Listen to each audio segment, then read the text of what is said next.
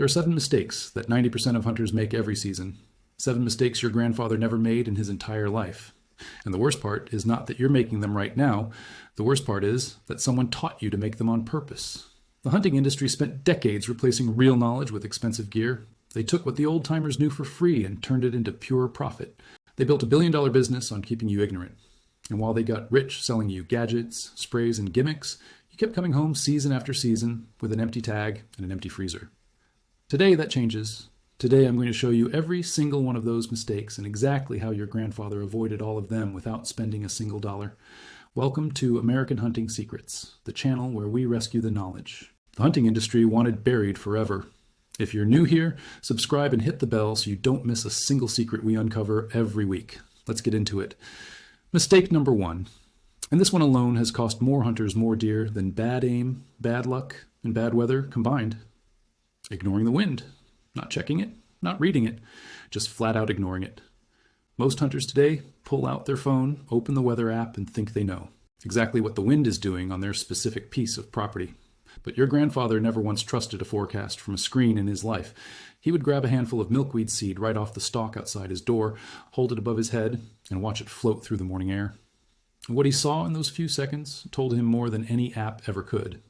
Because the wind at your stand is nothing like the wind on your phone screen. Terrain changes everything around you. Ridges, valleys, and creek bottoms all create swirling eddies and invisible currents that no weather app can predict. A landmark study from Penn State University tracked white-tailed deer movement using GPS radio collars over 3 consecutive seasons in Pennsylvania. Before the study, they surveyed over 1,600 hunters across the state. Nearly 90% of those hunters believed deer move less on windy days. They were dead wrong. Bucks actually increased their movement on windy days. They traveled double and triple their normal daytime distances under high winds. Does traveled nearly a third farther with even just a light breeze blowing. And here's the part that the old-timers already knew by pure instinct alone. Deer always bed with the wind at their back so they can smell danger behind them. They watch downwind with their eyes to cover the gap that their nose might miss. Now this mistake right here is just the tip of the iceberg, my friend. There are another 12 secrets, just like this one, that were buried for decades. I've put every single one of them together inside the Hunter's Vault, and it's waiting for you right now on the first link in the description below. But don't go anywhere yet, because what comes next in this video right here might be even more important than everything I just told you about the wind. Mistake number 2, your tree stand location is completely wrong. Not slightly off, not a little to the left, I mean catastrophically wrong. Most hunters find deer sign like rubs and scrapes and worn trails on the ground. They hang their stand in the nearest decent tree and call it a day. But your grandfather did something completely different from all of that. He didn't just think about where the deer would be walking through the timber. He thought about where the sun would sit behind his back during the hunt. He thought about having thick cover and branches to break up his silhouette.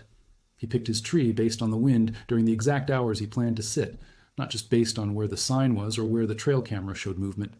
And most importantly, he never once hunted a stand when conditions were wrong. If the wind was wrong that morning, he stayed home and waited for a better day.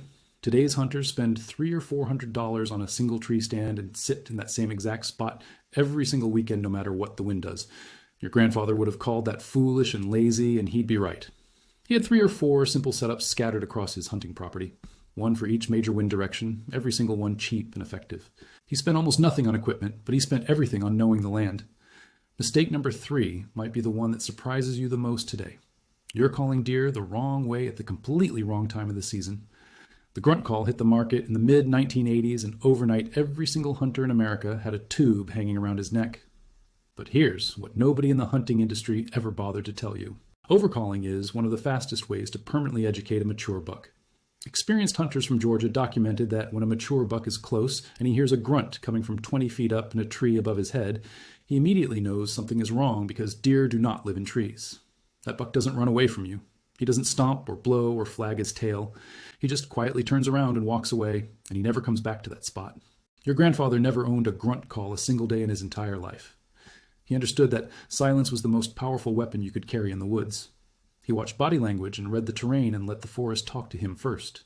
The best call you could ever make during most of the season is no call at all, especially during the early weeks when bucks are cautious and extremely suspicious. Save the aggressive rattling and grunting for peak rut in November when mature bucks lose their minds chasing does from one county to the next.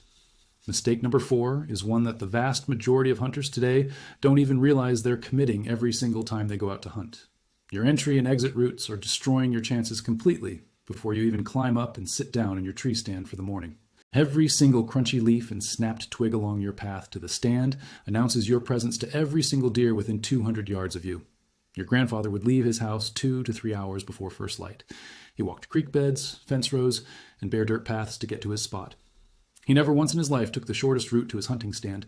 He always took the quietest route possible, no matter how long it took him. And when he left at the end of the hunt, he was just as careful going out.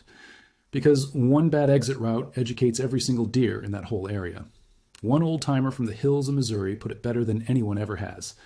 If a deer smells you once at your stand, that is your mistake to learn from.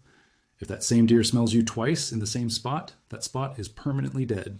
Mistake number 5. You're hunting at the wrong time of the day. And this one is going to sting because almost every hunter does this. You wake up early, get to your stand before dawn, and you sit there all day. 8 hours in a tree waiting for something to walk by your shooting lane. Your grandfather never did that. He would never waste an entire day sitting still. He knew exactly when to be in the woods and when to be back at the house. Research from the National Deer Association confirms what old-timers always said. White-tailed deer feed roughly 5 times in every 24-hour period. The highest concentration of movement happens during the first and last light, that magical window right at dawn and again in the final 30 minutes before dark. During midday, most mature bucks are bedded down and virtually impossible to pattern. Your grandfather hunted mornings and evenings with surgical precision. He was in the stand 1 full hour before shooting light on morning hunts, and he was settled in by 3 in the afternoon for evening sits. He never overstayed his welcome because he knew overpressure kills a spot. And here's the part the industry never wants to discuss openly with you. They sell you insulated clothing, heated seats, and all-day comfort packs, specifically designed to keep you sitting in a tree for 10 straight hours. The longer you sit, the more money they make on comfort gear you don't need. Your grandfather wore wool and leather, he hunted 2 hours and went home, and he filled his tag more consistently than most modern hunters ever will. Mistake number 6 is one of the biggest lies the industry ever sold to you. You're over-relying on technology to do what your own eyes should be doing. Trail cameras changed hunting forever when they hit the mainstream market. And the industry loved that, because now they could sell you cameras, they could sell you cellular plans, SD cards, mounting brackets, security locks, and software subscriptions, just so you could see what your grandfather saw for free by walking his land every single week and actually reading the sign himself. Your grandfather read rub lines and knew which direction a buck traveled. He studied scrapes and knew when they were being visited by scent alone. He could look at a deer track in soft ground and tell you within hours how recently that animal had walked through and roughly how big it was. He didn't need a photo with a timestamp to confirm what his eyes already knew. Trail cameras aren't bad tools if you use them to supplement your knowledge, but most hunters today use them as a complete replacement for woodsmanship. They sit at home scrolling through hundreds of photos instead of walking the land, and they wonder why they can't seem to close the deal when the season opens. The problem is not your equipment. The problem is what you stopped learning. Mistake number 7 is the one that ties all the others together perfectly. You hunt the same exact way from opening day until the season is over. Same stand, same time, same approach, same calls, same everything all year long. Your grandfather changed his entire strategy at least 4 times a season. In the early season, he hunted food sources on the edges of agricultural fields. He stayed back, stayed quiet, and only hunted evenings near feeding areas. When October arrived and the pre-rut started heating up in the timber, he shifted to travel corridors between bedding areas and food sources. During peak rut in November, he went aggressive and hunted doe bedding areas because he knew every mature buck in the county would be checking those spots. And in late season, after the pressure had pushed deer into survival mode, he pulled all the way back to the thickest cover near the last remaining food. 4 phases, 4 completely different approaches. 1 freezer full of meat. Today, most hunters never change their strategy because nobody taught them to. The industry sells you 1 expensive setup and tells you to trust it all season. Your grandfather trusted nothing but his own observations of the land. He adapted every single week based on what the deer were actually doing, not what a catalog told him, not what a TV show suggested he should try. He watched the land, and the land told him exactly what to do next. And that is the real difference between your grandfather's generation and the generation the hunting industry created on purpose. It's not about skill. It's not about luck. It's not about genetics. It's about knowledge that was deliberately buried so they could sell you the fix. Every piece of knowledge you don't have is another product they get to sell you. That is the business model of the entire modern hunting industry. Your grandpa didn't need a $200 bottle of synthetic deer urine. He found a natural scrape and used it to his advantage without spending a cent. He didn't need carbon-lined clothing that costs $300 a set.